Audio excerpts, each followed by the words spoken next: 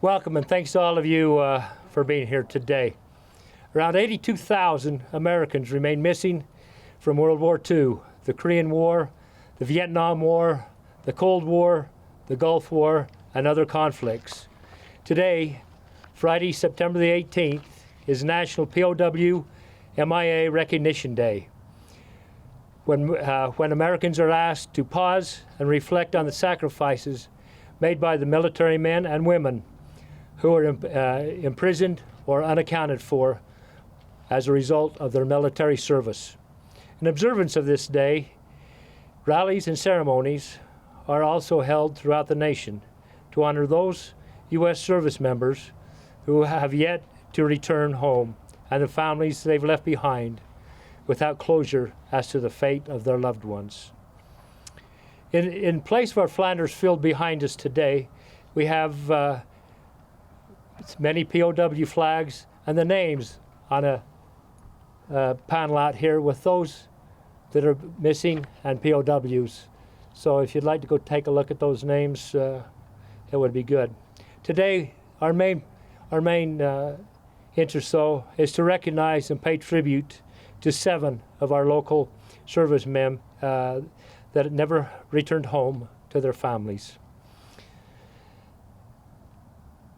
We will now have an invocation by Mark Leifson and our national anthem by Marion Christensen. Our kind, righteous, and eternal Father in heaven, we approach Thee this beautiful day and give thanks unto Thee for the opportunity which is ours to meet together, especially to honor 7 MIA veterans who never returned home, and to dedicate this beautiful monument that is before us. We're grateful and thankful for those who have made this day possible.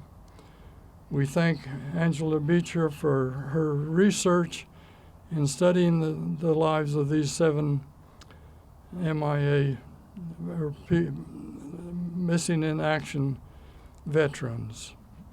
We also thank our past commander, who is no longer with us, Richard.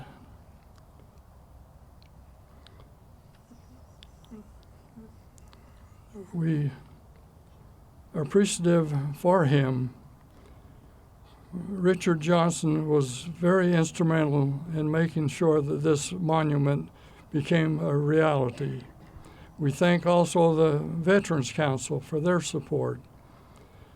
Now, at this time, vested in me as chaplain of American Legion Post 68, I dedicate this monument this day for the memory of those 7 veterans who so willingly gave their lives but never returned home. We're thankful for their service. We're thankful for all the men and services that serve in the military. Bless each and every one of those that are passed on, and also those who are presently serving.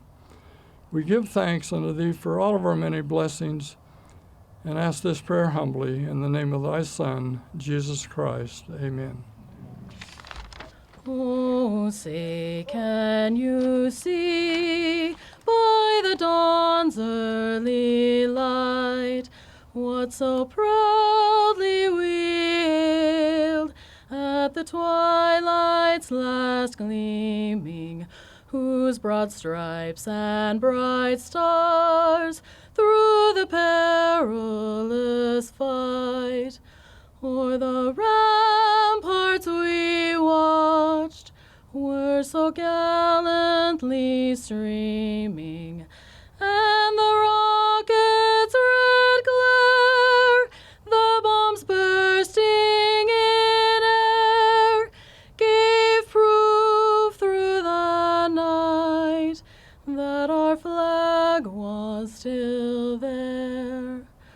Oh, say does that star-spangled banner yet wave o'er the land of the free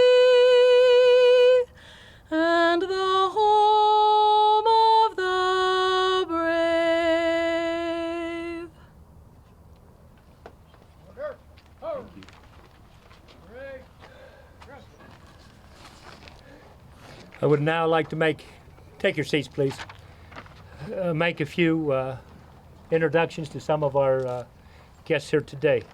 On my right, Mayor Steve Laveson. Next to him is our State Senator Deidre Henderson, Brandon Gordon, Chad Argyle, Stacy Beck, and the mayor's uncle. And, I cannot forget Angela Beecher, kind of the one that got this whole thing started. I'd like to talk for a moment about how this all started. Angela, a neighbor of Doc Johnson, started talking to him about honoring our local men that were missing in action. We had a Legion social honoring them and their families. From there, it went to 7 gold crosses on our Flanders field. We're right here on Memorial Day. And finally, it wouldn't be finished until we had this beautiful monument that you'll see in a moment that you're about to see. In a recent dedication of a city project, it was mentioned about how some of the citizens of our community can visualize and make things happen. Dr. Richard Johnson,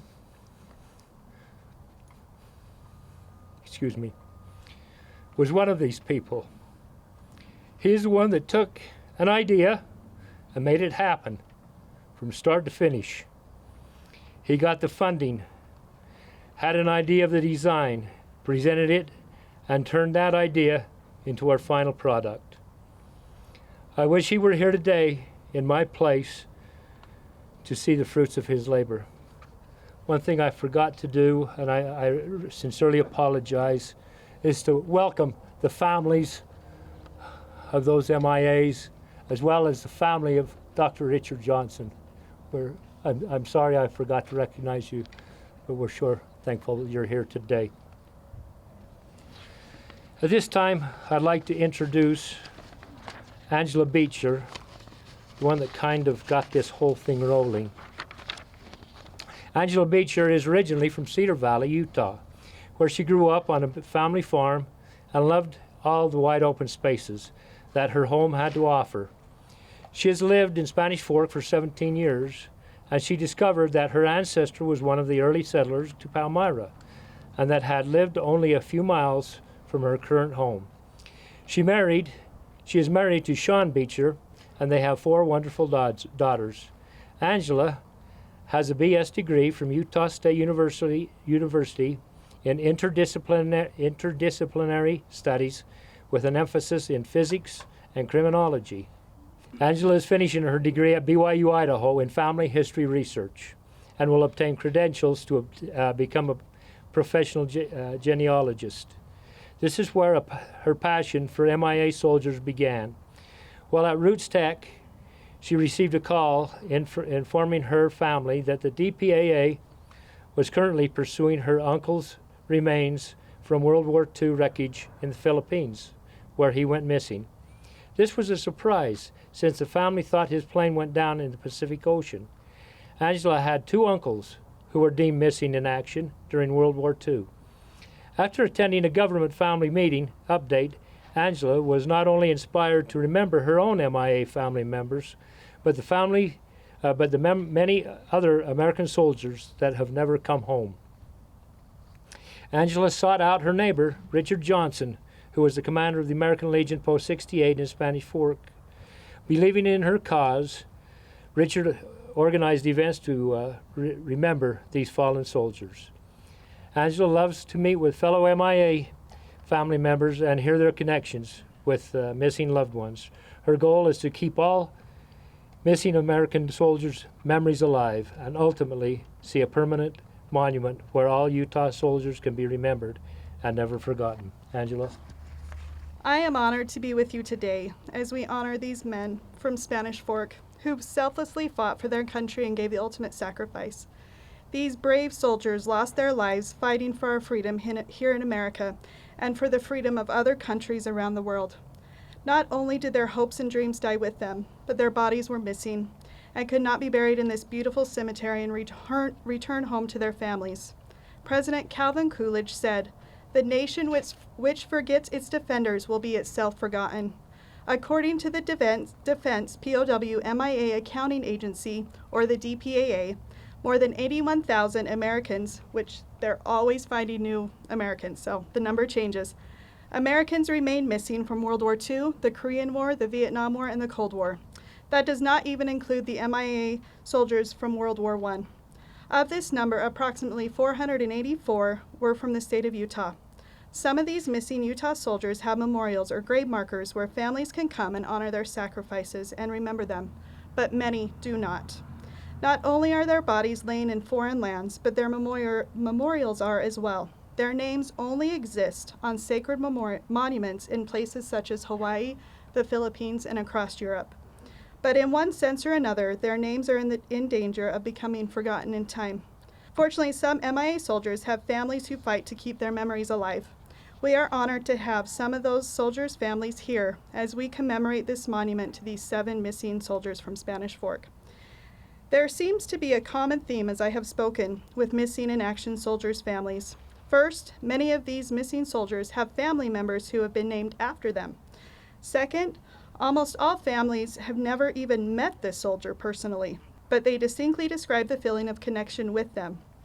Over and over, it is said, "I feel a closeness to him, and he bonds our family together." I have found these comments from family members inspiring. Many of our country's fallen did not leave posterity, but it is certain they have formed strong family ties that have been carried down throughout the generations. Though these 7 men are lucky to have grave markers in our Spanish Fork Cemetery, I am grateful that people such as Richard Johnson and his family, as well as the Veterans Council, recognize the need for a special memorial dedicated to them as a sign that these men will never be forgotten. We would like to recognize these 7 courageous soldiers who gave their lives so we can enjoy our freedoms in this great land. George Melvin Close was born February 23, 1923. He played on the Spanish Fork High basketball team. 2 months after his marriage to Elsie Webb, George was drafted in the Army. George was a private first class with the 853rd Engineer Battalion Aviation. He sailed on the British transport ship HMT Rona in the Mediterranean Sea headed for Egypt. On November 27, 1943, a German HS-293 glider bomb was dropped on the ship, causing severe damage. George went down with the ship. This attack resulted in the greatest loss of troops at sea in U.S. history. Daniel Rulin Gull was born April 11, 1926 in Spanish Fork, Utah. He enlisted in the Navy on April 25, 1943. He was a seaman first class aboard the SSHD Collier. The Collier was en route from Iran to Bombay with 103,000 barrels of gasoline and kerosene. The oil tanker was sunk by a Japanese submarine in the Arabian Sea on April 14, 1945. Daniel went down with the ship. Blaine Arthur Hells was born December 16, 1920 in Spanish Fork, Utah. On September 1, 1940, he enlisted in the Army Air Corps and was part of the Headquarters Squadron 20th Air Base Group. Private Blaine was stationed on Corregidor Island in the Philippines. When the island was captured by the Japanese, Blaine became a POW and was a survivor of the Bataan Death March and an interpreter in the Philippines for Prison Camp No. 1. Several years later, he was aboard an unmarked Japanese transport ship, one of the infamous hell ships, the Arisian Maru. On October 24, 1944, the ship was torpedoed by a U.S. submarine and sank. Almost all the POWs drowned and were lost in the sea. Blair Reed Johnson was born September 9, 1918 in Palmyra, Utah. Blair enlisted on September 13, 1940, and joined the 60th Coastal Artillery Regiment. He was a sergeant stationed on Corregidor in the Philippines as part of the Battery C Unit. When the Japanese captured the island, Blair was a POW for 3 years. He was later placed, along with fellow Spanish Forker Blaine Hells and many other Americans, on an unmarked Japanese transport ship, the Arisian Maru. The ship was torpedoed by the U.S. submarine and sunk on October 24, 1944. Almost all the POWs drowned and were lost in the depths of the sea. Floyd Earl Stoker was born March 9, 1920, in Spanish Fork, Utah. Floyd enlisted in the U.S. Navy on October 5, 1939. Floyd served above the flagship USS Houston and was an electrician mate second class. The USS Houston survived several big battles. Unfortunately, during the Battle of the Sunda Strait, his ship sunk in the South Java Sea at the hand of the Japanese. Floyd was reported missing in action on February 28, 1942. Ralph Leon Simmons was born March 18, 1925, in Spanish Fork, Utah, and was drafted in the Navy on July 16, 1943. Ralph was a sound man third class on the destroyer USS Stack. While in the Pacific Ocean at the Lingayen Gulf, Ralph disappeared during his 8 to 12 watch on January 12, 1945. It was presumed he fell overboard, but the reason is unknown why. He was never found, and the Navy deemed him missing in action and dead. Walden Williams was born May 10, 1918, in Spanish Fork, Utah. Major Williams' flight training was in England as part of the Royal U.S. Army Air Corps. He was scheduled to go home in a few days, when on April 7, 1943, a group of Japanese Zero planes were spotted on the radar. Though not required to go, he joined his squadron anyway in a P-39 Aerocorba. Reportedly, he had 2 Green Wing men alongside him. An enemy Zero fighter got behind Major Williams. He made a steep dive, knowing the enemy plane could not sustain the dive. The enemy fighter peeled away, but Major Williams could not pull out of the dive and went into the water. It was later determined an error in the P-39 design caused the plane to not pull out of the steep dives at certain speeds. Walden was lost at sea in the South Pacific by the Guadalcanal in the Solomon Islands on April 7, 1943. I strongly feel that these men and the other 81,000 American soldiers should not be forgotten. I am confident that events like these will continue if we never forget and pass their stories to the younger generations. In Salt Lake, next to the names of some of our missing Utah soldiers, a plaque is inscribed with these words: "Beneath the waves of a distant sea and on foreign soil, not marked as a grave or tomb, your mortal bodies lie. But your spirits are returned and enshrined in your heart's home in this fair land. Tranquil be your sleep, and sweet and fair your dreams. Our cherished sons come home to rest. For them, dear lone ones, do not grieve. They now make heavenly skies more bright." On this National POW MIA Remembrance Day, we also remember the many soldiers and civilians who are POWs who suffered all manner of atrocities and will forever be grateful for their persistence to never give up in any circumstances. These are the lessons that we as Americans should learn from. The immense sacrifices of our POW MIA soldiers can never be in vain, which is why as a nation and as a community, we must never forget. Thank you. At this time, we'd like to thank all those that have helped in any way to make this day and this project a success, but especially Angela for planning the idea, and Doc and his family for carrying it through. Spanish Fork Veterans Council for the funding, American Legion for preparing this program today, our great cemetery crew, I know they're around here somewhere, and especially Memorial Arts for making it a reality. This time I'd like to ask Annalee and Angela to come forward.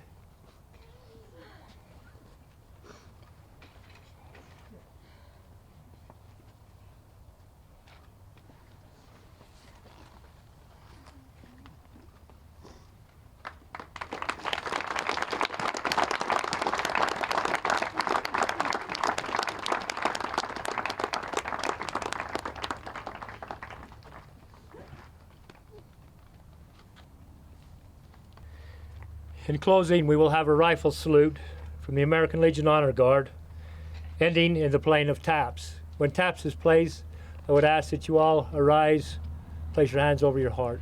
Thank you.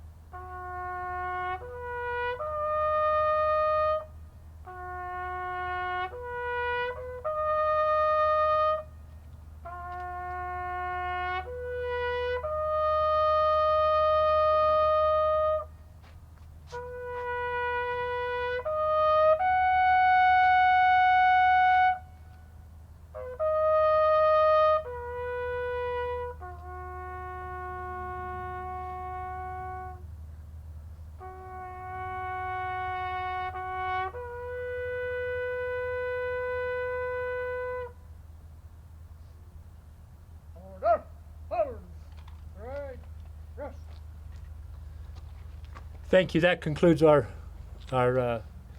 program for today. Thank you for all being here. Thanks.